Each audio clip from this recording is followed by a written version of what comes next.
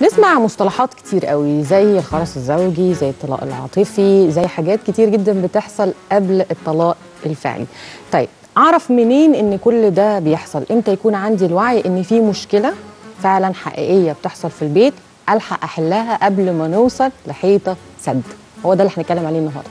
هنتكلم عن موضوع مهم جدا، انفصال العواطف ما بين شريكين الحياه.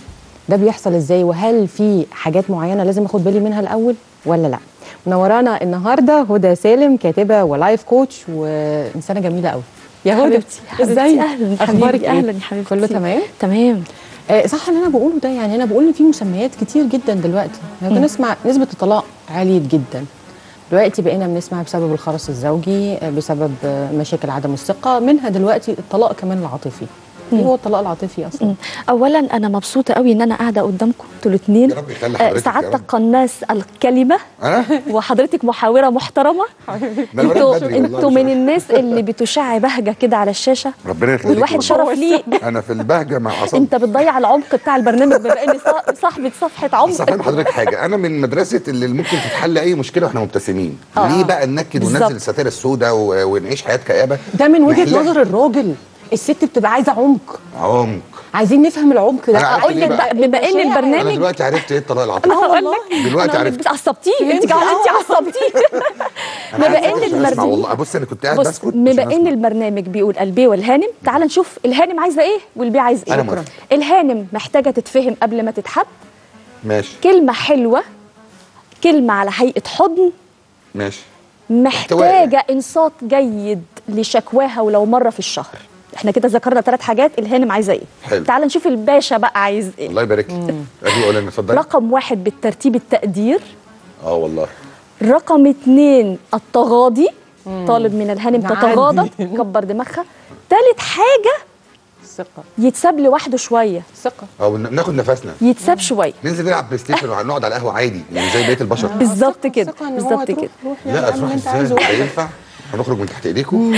مش بس يروح يلعب بلاي ستيشن والكلام ده، هو ممكن يكون قاعد معاها في نفس المكان وتقول له انت سرحان في ايه؟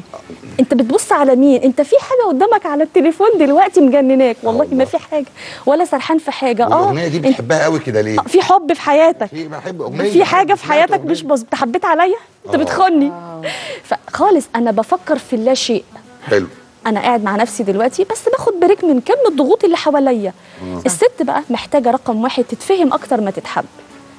تتفهم يعني انا هعمل ايه بالحب دي جمله وانت مش جديده بالنسبه فاهمني؟ لي. دي جمله جديده، تتفهم اكتر ما تتحب. انا ليا بوست لان مشهور الراجل قوي. بيحبه بطريقته. احنا بقينا مش محتاجين اللي يحبنا، احنا بقينا محتاجين اللي يفهمنا اكتر. صح. يتقبلنا كما نحن بعيوبنا بقى بدنيتنا كلها زي ما احنا كده. عندكم عيوب؟ لا احنا انتوا ملائكه.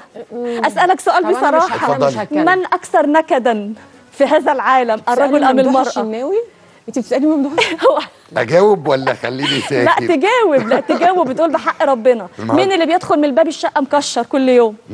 مين الراجل ولا الست؟ وبيخش يلاقي ايه؟ مارلين مورلو خاله بنلاقي كل حاجه فوق بعضها. ما هو انت اللي بتبتدي بالفعل وانا انا برد فعل. شغلي وببقى مبسوط بس بلاقي مش عايز تجاوبني بصراحه. انا بجاوب بصراحه والله. عندي كميه. طب اشمعنى صاحبتك في الشغل بقى يا بيبي تقعد كده مورنينج وتجيب لها النسكافيه بتاعها، ولا هي تجيب لك سندوتش تسلم ايديكي؟ مش عارفه اقول لك ايه. ده انت ممكن تقول لصاحبتك يا حبيبتي ما تقولهاش لمراتك. اقول لك ايه تاني؟ مين قال كده؟ اقول لك بقى انت وحش في ايه تاني؟ ده العكس، ده الراجل بيقول كل حاجه بس بيوصل لمرحله اللي لما بيقول بتخبط في حيطه وبترجع. ثانيه واحده، اللي بيكلمك ده لسه هيتجوز؟ ها انت لسه ما اتجوزتش؟ هتجوز. طب خش بقى تجربه. 16 سنه اتلغت الفرفشه من حياته كده. ثانيه احنا داخلين هندي نصايح النهارده. احنا عايزين نقعد نديله نصايح، لان موضوع العواطف ده فعلا زي ما انت قلتي.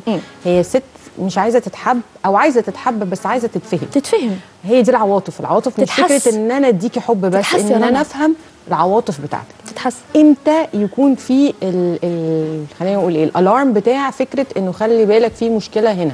هي بطلت تتكلم عن العواطف بتاعتها. لما نبتدي ندخل ابواب الغربه النفسيه بيني وبين جوزي قاعدين تحت سقف واحد، ازاي بقى؟ مش شايفين مش حاسين بعض. بتحصل ازاي؟ اولا الراجل ده عنده اعباء وماديات وديون واقساط وقروض وعنده مشاكل الدنيا. حلو. انا كست لازم مقدره ان الدنيا كلها واقفه على كتافه على دماغه. لسه متخانق مع مديره في الشغل، صحابه في حاقدين وفي افاعي بيتعامل معاهم وفي تماسيح بيمر بيهم وهو طالع العماره مثلا لحد بيته. انا مفروض ان انا اقدر ان الراجل ده في حاله غليان ولكن يمثل الثبات. تمام كده. وبتساليني احنا بنخش مكشرين ليه؟ ادي اول اجابه حضرتك طب جاوبتيها. ما انا بوقعك الاول وبعد كده هقول لك انت بتخش مكشر ليه قد كده. طب ما انت كنت بتضحك مع صاحبتك دلوقتي بوسي في الشغل مثلا. مش صاحبتي، انا بضحك مع طوب ما الارض. تخش تبتسم لها. ما انا لما الاقيها هي مبتسمه في وشي انا هبتسم لها. ابتسم لها. لما ألاقيها الست مبتسمة. بكلمه بتدوب.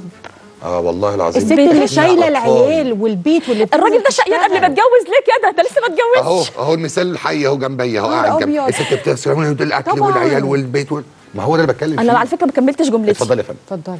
اتفضلي. انت عايز اللي ليك مش اللي عليك. والله ابدا. طب اسمعني بقى للاخر. حاضر. انا كرجل انا المفروض اقدر ان الست دي قاعده 4 حيطان، انت ممكن تكون بقالك 4-5 شهور ما نزلتهاش تنزل مع معاها تجيب لها ايس كريم مثلا، تجيب لها حاجه حلوه في الشارع. ماشي. تمام. حتى لو بتشتغل برضه هي حتى لو ما عندهاش اكتئاب هي عرضه للاكتئاب. اكيد. بتعاني من مسؤوليات. أكيد. زوج، اولاد، مجتمع. مطلوب منها شغل بيت، مطلوب منها شغل بره، مطلوب منها تربيه، مطلوب منها توجيه، مطلوب منها تذاكر، مطلوب منها تغسل هدوم، مطلوب منها مكوى، مطلوب منها تنظيف. الله الله الله الله الله. فيجي الراجل حاطط رجل على رجل كده يقول ايه ده؟ هو انتوا بتتعبوا؟ لا يا راجل. طب جرب يوم يجي لها انفلونزا تنام في السرير 24 ساعه. لا هم واحنا ينفع نعيا؟ ده هو مجرب الهاتشي الدنيا تتقلب. ايوه. السوشيال ميديا الحقوني انا بغرق بتغرق. ايه ده؟ حبه برد اهو. ما انا قاعد ساكت. ادعوا لي بالشفاء وان ربنا يقوم لي بالسلامه. انت عندك عدم حبة التقدير من ناحيتين. هو التقدير لازم يبقى التقدير من اقول لك بقى التقدير في ايه حلاوته في كده؟ ان هو حتى لو دخل عليا بكوبايه ميه اقول حتى الكلمه الحلوه تسلم ايدك، ده انت عليك كوبايه ميه والله ما دقت قدها. يا سلام الموضوع سهل كده. هي فيك ولكن الكلمه الحلوه بتخليه هو بيجيب لك الميه هيدخل يعمل لك عصير بعدها. شوفي يا حبيبي انت تحبي تعشي اجيب لك اوردر. مكتسب يا استاذه هدى انت مش فاهمه حاجه. نعم مكتسب. لا تمام. انت في ابتداء ولا ايه؟ انت الراجل لسه ما اتجوزش مش قلتي لي كده؟ كلمي بس كملي كلامك كده اصل انا عارفه احنا مش هنطلع كلمة حلوة. سلام ما سالتش لغايه دلوقتي والله انا سامع بس. اتفضل. على فكره الطلاق العاطفي مش بين الازواج بس، ده ممكن بين الام وبنتها في طلاق عاطفي، بين الاب وابنه في طلاق عاطفي، بين الاخ واخوه. انا بتجيني حالات في المكتب واحد بيجي يقول لي اختي مثلا عامله لي عمل وتاكدت ان في مثلا كذا، انت في ايه اختك؟ اختي بنت شقيقتك. اقول لي بنت ابويا وامي. الطلاق العاطفي يؤدي للاذى واي نوع من الاذى. في ناس عباره عن كتله اذى ماشيه على الارض ولكن تقعدي معاهم ما شاء الله وجه الملائكه وجسد الافعى. يعني ده بيبقى زي الجفاء اللي على المشاعر ما بينهم ده بيحصل. التباعد ده بيحصل ليه؟ ان انا بطلت اسالك مالك. صح. بشوفك مكشر حواجبك في 11 هنا بطلت اقول لك في حاجه مزعلاك مني. بطلتي تساليه انت واخد بالك ان بقالك كتير ما قلتليش وحشتيني. يعني لازم انبه اتكلم. كنت في لقاء قريب في قناه بيتكلموا عن حته ان الست لما تشوف راجل زوجها بيخونها تسكت وتتابع في صمت. لا ما ينفعش. بقول لهم الواجب، بقول لها لا انا ضد الكلام ده. انا كنت قاعده مع 6-7 ضيفات في البرنامج قلت لهم انا ضد الكلام ده. انا واجب. ما ينفعش ده انا اول ما الاقي في نظره اعجاب لي لواحده مثلا موديل على الشاشه خد بالك احلى منها انا على فكره بص لي انا. انت اخترتني انا الملكه بتاعتك صح. شياكه بس لازم تكون الست برضو على الثقه دي انها تتجدد تتغير ما تفضلش ماشيه بروتين لان الراجل ما بيحبش الروتين. دي بقى الروشته اللي احنا هنقول لك ليه نعملها ولازم نعملها بسرعه قبل ما الورم يصل لسرطان. نعمل ايه؟ الزواج عباره عن جسد عشان نخلي بالنا وناخد بالنا ان احنا دلوقتي في فيروس نعترف ان احنا الاتنين بقى في فجوه، الفجوه تحولت بحيره، البحيره بقى بحر كبير، الولاد وقعوا في النص.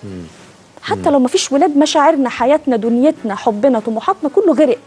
تعال نلحق انا وانت الورم وهو حميد قبل ما يتحول لخبيث لا قدر الله وساعتها يكون فات الاوان. نتفق انا وانت رقم 2 على الصراحه. زعلتك قول لي، زعلتك تقولي لي قبل ما نروح ننام بالليل. حلو. طبعا. ثالث حاجه نشخص الورم اذا كان حميد ولا خبيث ازاي. ايوه. اشوف الراجل ده انا مقصره معاه في ايه، انت مقصره معايا في ايه، لدرجه ان ممكن تبقي قاعده على جنبي تعالي حبيبي على الكنبه هنا ورقه وقلم نقعد انا وانتي. ايه اللي مزعلك مني بصراحه؟ والله انت اخر مره احرجتني قدام والدي قلتي لي كلمه مش لطيفه. طب انت اللي مزعلك مني ان انت جيت قدامي الاولاد كذا كذا كذا كذا كذا. نبتدي نقول والله طب ليه ما قلتيش في وقتها؟ هي في وقتها كل حاجه في وقتها. وبعدين هقول لحضرتك على حاجه استاذ شناوي، انتوا ليه بتسيبوا الست تزعل لحد ما النار تولع؟ لما البيت كله يتحرق يقول لك اصل انا بفوت. محدش قال فوت. عارفه الراجل يجي يقول لك ايه؟ اصل انا بسالها تقول لي ما فيش مالك ماليش.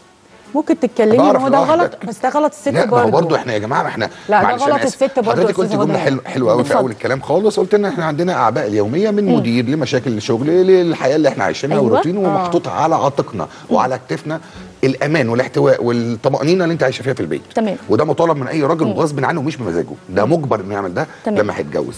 طيب انتوا دلوقتي يا جماعه انا مش هعرف اعمل كل ده وهرجع البيت افضل استشف ان لون المانيكير اللي انت حطيتيه مش عاجبك، فانا افضل مكمل مالك مش مفيش انا كويسه. عرفت ليه الراجل محتاج تغاضي؟ على فكره ما هو ده بقى البيه محتاج من الهانم التغاضي. على فكره ده من مكاننا احنا بنعمل ان كده. هو يا ستي لو ما قالكيش ان شعرك النهارده انت عامله قصه جديده مش مشكله، ما خدش باله، ما فيهاش مشكله خالص، مش معناه انه بيتجاهلني. لا هبتدي ابرز له بقى، طب ايه رايك في قصه شعري او في لون شعري؟ هبتدي هو ياخد باله، لا تصدقي دي احلى من اللي هيبتدي هو يحسن. لكن هي لا اعرف لوحدك، اتفضل. ما انت خلاص ما بقتش مهتم، مين اللي فاضي قوي كده؟ حب بعد ما يخلص الغدا مثلا برضه تيجي تقول له يعني الكلام ده مش ما خدش باله. الكلام ده بجد على فكره، الكلام ده مش مظبوط احيانا. بص انا ما بطبلش، بس بيسخنوني ومحدش يسخنني ويخليني. انا بقول ان الست عليها مسؤوليه كبيره انها توصل لجوزها انها متضايقه بس بطريقه لطيفه. ايوه، بس هو يديها المساحه برضه، لطف بدلا من عنف كده. تسامح بدلا من تعنت. ولو هي بقى دخلت في لون شعري، اصل ما اخدتش بالي من لون شعري، دي في مشكله في اختيار البني ادم نفسه يا ممدوح بصراحه. ليه؟ لان هو لو في خناقه هتحصل على لون شعر، لا لو هو بياخد باله من لون شعر الستات كلها. طب لو قلت لك ان في 2 جولي متخانقين عشان مشابك غسيل، هتقولوا انتوا الاثنين؟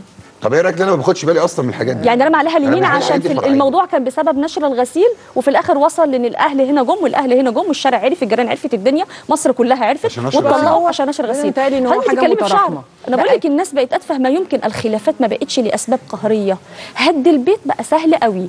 طيب هقول لك على حاجه، طب خلينا عشان احنا خلاص تقريبا وقتنا خلص. لو حصل الطلاق العاطفي زي ما احنا بنتكلم اللي هو بيوصل للطلاق بجد، نقدر ان احنا نصلحه قبل فوات الاوان؟ انت قلتي روشته، تمام. انا بتكلم هل ينفع لو وصلنا لمرحله الطلاق العاطفي نرجع تاني؟